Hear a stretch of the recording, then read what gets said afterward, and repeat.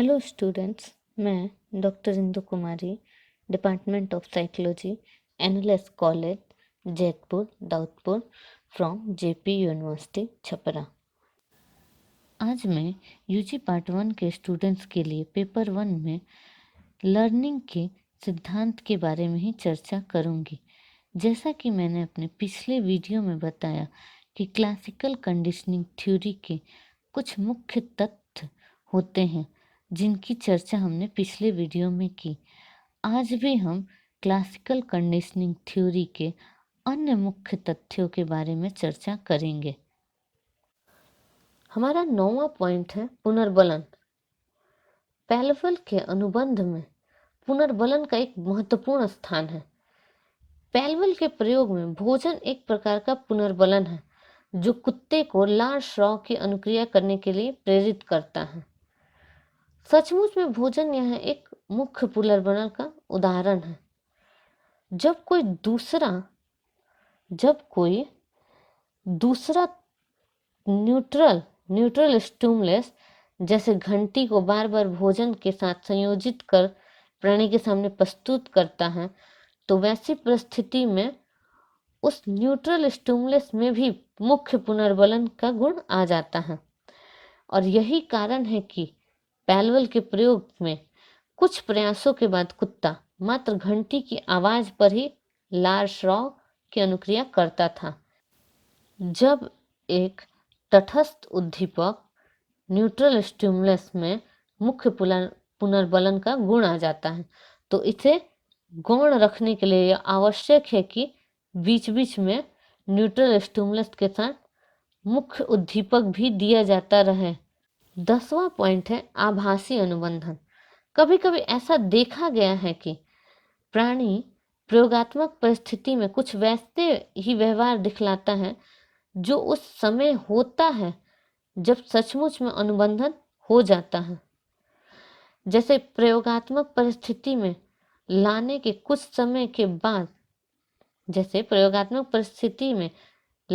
समय बाद अपने पूर्व अनुभव के कारण कुत्ते ने अपने आप लार श्राव की अनुक्रिया यदि शुरू हो जाती है, तो यह भी एक आभासी अनुबंधन का उदाहरण है। प्राय आभासी अनुबंधन तब होता है जब प्राणी में सामान्य उत्तेजनशीलता अधिक होती है, एक तरह की उत्तेजनशीलता हो वैसी ही तब। इन सारे तथ्यों के वर्णन से यह निष्कर्ष निकलता है कि पैलवल के अनुबंध में बहुत तरह की घटनाएं होती हैं जिनसे सीधे तौर पे या परोक्ष रूप से, डायरेक्ट या इनडायरेक्ट रूप से अनुबंधित अनुक्रिया की शक्ति प्रभावित होती है तथा सीखने के सिद्धांत के रूप में पैलवल के क्लासिकल कंडीशनिंग थ्योरी का एक अहम स्थान एवं भूमिका है। परंतु इन सारी चीज़ों के बावजूद कुछ मनोवैज्ञानिकों द्वारा क्लासिकल कंडीशनिंग थ्योरी की आलोचनाएं भी की गई और वह निम्नलिखित कारकों के आधार पर की गई हैं।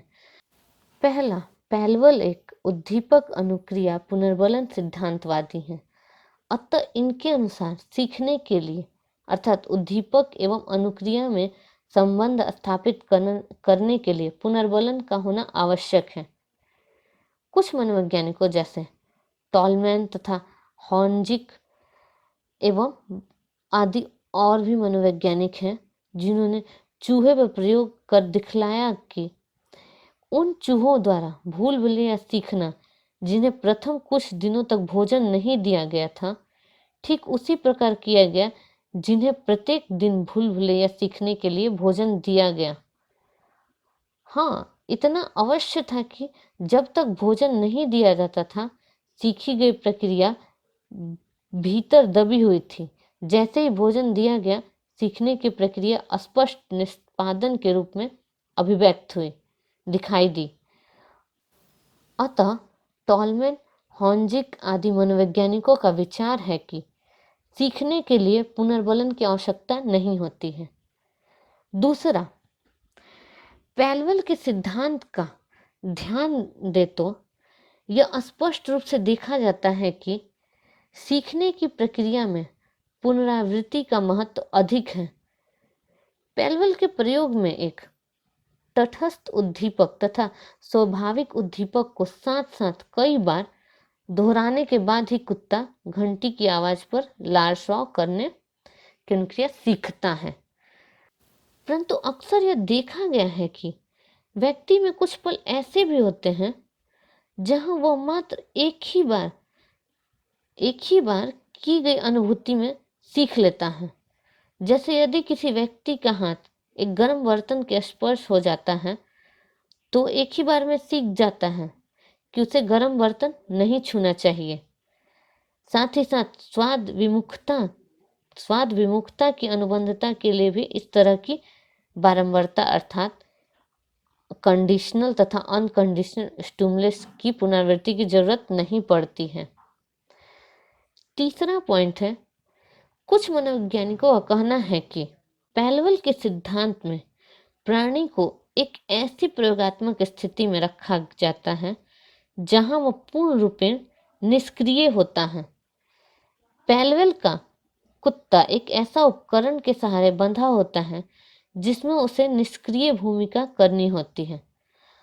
अगर प्रयोगात्मक परिस्थिति ऐसी होती जिसमें प्राणी सक्रिय होकर घूम फिर सकता था तो वैसी परिस्थिति में सीखने की व्याख्या इतनी यांत्रिक नहीं होती जितनी कि पैलवल ने अपने सिद्धांत में की है। चौथा पॉइंट है कि कुछ आलोचकों का मत है कि पैलवल द्वारा प्रतिपादित सीखना एक अस्थायी या आंशिक रूप से प्राणी के व्यवहार में परिवर्तन करता है।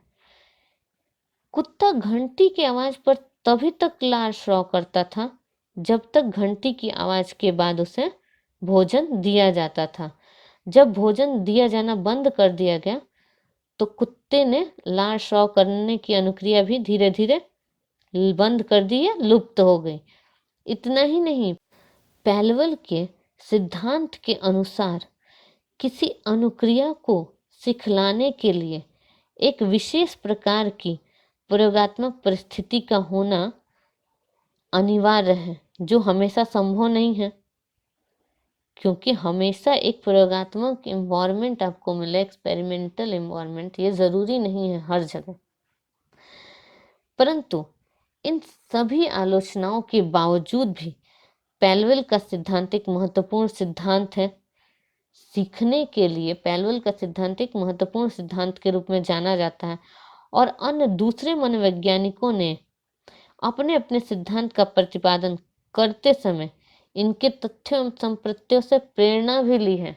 बहुत सारे जो बाद में सीखने के सिद्धांत बने उसमें पैलवल के सिद्धांत से बहुत चीजें सीखकर उसी के अनुरूप या उससे के द्वारा की गई हैं। तो इन सब से यह निष्कर्ष निकलता है कि इन आलोचनाओं के बावजूद भी यह लर्निंग का एक बहुत ही अच्छा सिद्धांत माना जाता है। आज के लिए इतना ही। धन्यवाद।